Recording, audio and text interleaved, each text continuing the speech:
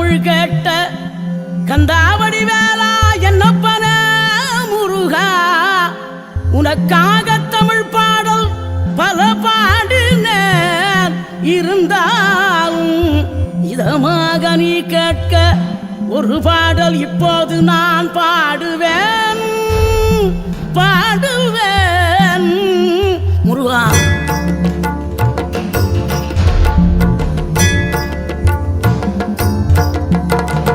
ஆறுபடை வீடும் அருள் வழங்கும் முருகா அருகே நீ ஓடோடிவா. மூவிரண்டு முகம் ஜொலிக்க ஆறிரண்டு கரங்களுடன் ஆதரவு தர ஓடிவா.